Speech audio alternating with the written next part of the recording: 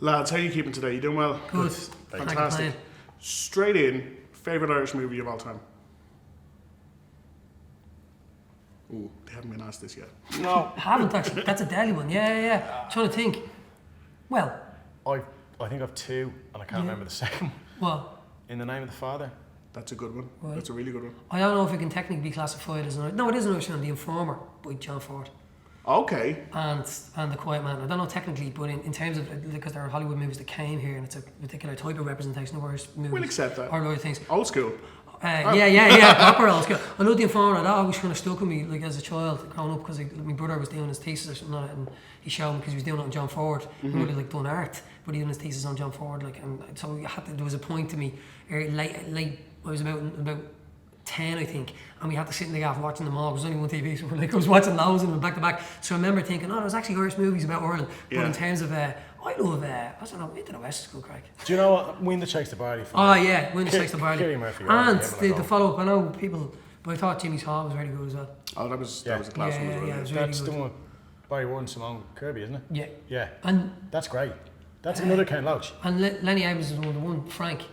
That is an Irish film. I know it's an Irish scriptwriter and cast. Adam and Paul. Yeah, this is ridiculous. I feel like you spun out. It's like but then you ask two actors out like City Falls to kind of go, what's your favourite movie? Well, let me tell you all the answers. Yeah. Sorry, and I wasn't pretty pretentious. Someone go, the fucking Informer. It was very esoteric.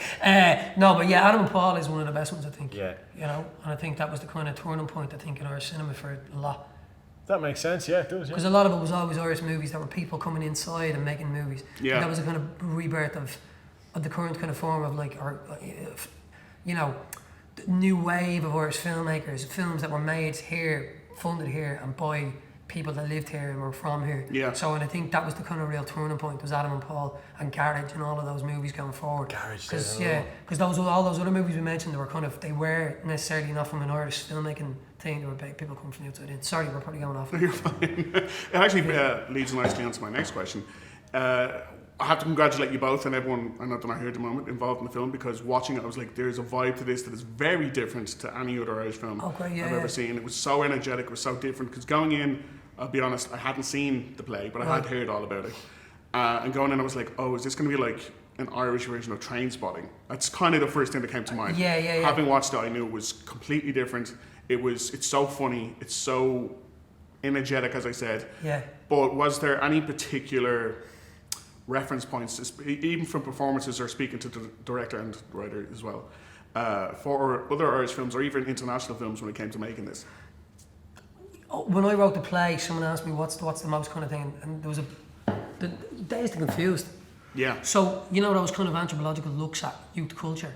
So that was a very specific thing. So all of those movies that the Americans kind of had through each decade, so American Graffiti for the 60s, Dazed and Confused for the 70s, those kind of movies then that touched on, Drugstore Cowboy from the 80s and stuff like that, like or The Outsiders. Yeah. Those good, the ones that are concerned with youth. And then kind of those movies a lot of the time that are concerned with kind of like people at the end of their youth, like my character is, they're in their 20s and they feel this is the time, this is the moment unless you're going to do it. So the book Rabbit Run was kind of a big kind of influence on that, about what kind of happens to people when they feel that life is splitting away from them and they haven't done anything, especially in the Western world. So they were kind of my touchstones for the play, and I think hopefully we got that in. Like Trainspotting never really came into my mind, really, and that I'm being honest about that. The main thing when making a movie is, and I know I think everybody does about Irish film, the main thing is just don't be scarlet.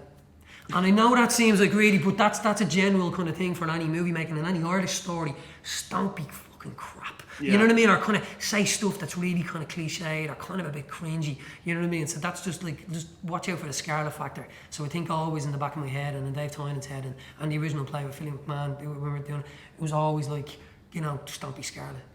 Well, even for Trainspotting, like it did fantastically international, even though it felt very, very localised and it was a story about that part of Scotland. Yeah. Do you feel, has there been any talk at all for how this film might be received outside of Ireland? What do you think? I don't really think about it, Sure. I have to be honest, I don't really think about it. I think it's, I think let's just see how it goes. Yeah. I always think with most things, the more esoteric something is, and the more kind of like particular it is to that area. The and best chance. Yeah, well, one of the things I really hate about kind of like any kind of creation, someone jumps around and goes, "Do you think people will get that?" And it's like, you don't need to worry if they'll get it. Yeah. when people made The Wire, they talked the way they talk in The Wire. They didn't change it. Yeah. So when you change something instantaneously, you change the DNA of it, you change the genetic makeup of it, and the story becomes inauthentic. So the more authentic It becomes very something general is, then, doesn't it? yeah. That's the problem. I mean, Yeah. we go back to the play. I mean, we've done the play in London, in Scotland, in North America, in Canada. So it travels. People will get a story because it's... And if they don't understand something, they'll go away and look it up. Yeah. And they pretend they did. You know what I mean? They knew all along. They knew all It's along, like- you know. So it is. So and that's the thing. Like, the one thing about, like, you know, whatever Irvin Welsh is writing, you know, he stuck it to, and that's why people like it, because they feel it's an authentic voice of that particular city, you know. Yes, and I suppose the follow on from that as well is that you see young offenders, you see dairy girls, like they do feel like very localized Irish stories, and they do travel fantastically well. Yeah, amazing.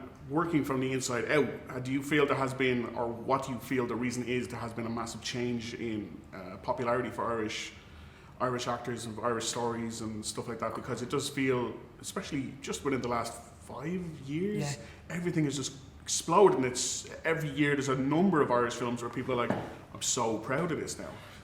It's a newfound confidence.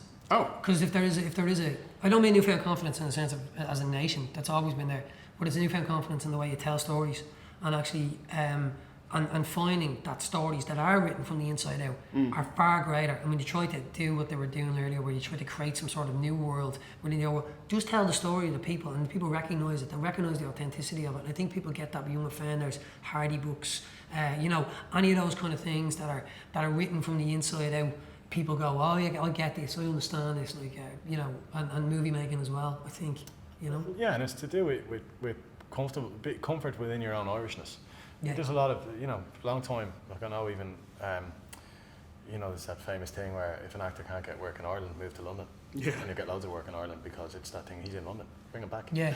You know, he's doing well. And it's a kind of a comfort and a confidence in telling Irish stories, in being Irish, and that the quality of the work is just as good as it can be anywhere else in the world. We have this kind of thing where we kind of peer out of our small little place here and look across the water and go, isn't it big and shiny and brilliant over there? But actually, I mean, we are hands down just as good when it comes to actors, when it comes to directors. I think we've punched above our weight in a lot of things, and I think in cinema and things like that, I think we're right up there, particularly now. And as that grows, it becomes more competitive, which means the work gets better. It's easy, but once these balls start rolling, they really gather steam. I think as well, people are kind of, there's a thing we used to do, we made art for ourselves, you know, and inside kind of thing, like, but when we wasn't as successful as when we tried to repackage what we were, and then tried to change it and modify it for consumption in another culture. So unless in America, we wouldn't recognise it, they wouldn't recognise it, and then it became, I suppose, what they would have called in the 30s, the Mid-Atlantic kind of thing. You know, it doesn't exist anywhere, so it's not for anybody.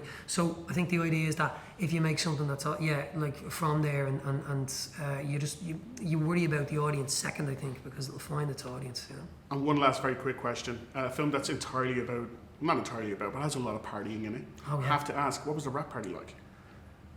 A lot more low key than the actual parties on set. Right. Well, I can't remember. So. The finger food was muck. Alright. They had sausages, and I'm only kidding. It was actually, someone's gonna kill me now because there's probably like lavish catering. It wasn't. It was genuinely sausages and goujons. Yeah, sausage and goujons. No, it was pretty good though. That's like, you know, goes well with good. garlic. There was a lot of English accent on Nima. What's Nima Talagani? So it was great for us to kind of take him out because we know him. Like, you know, we go, this is Dublin. Buzz out with us. You know, have the crack. And it was delightful. We were all home at 11 o'clock and with a cup of cocoa. Ovaltine. Horlicks. Bring me on. Yeah, drinking that at 11:30. Right. So the movie making experience was a lot more crazy. So the Irish Film Board pay for that. Right. Gotcha. It makes a lot of sense now. On set. Lads, thanks so much. Nice. Cheers, man. Thanks so much. What's this, huh? Cocaine, is it? It's K. Ketamine. All right, ketamine. Should I say special K? I never told you that I loved you. You never loved me. Yeah, I did. Make sure that when you tell your story, you lived it like it was a novella version of a War and Peace style work of Dublin fiction. Epic in small ways. Live it up now, because these be the days. Why has he got his top off? It's hot. Never any excuse for a man to take his top off in Dublin.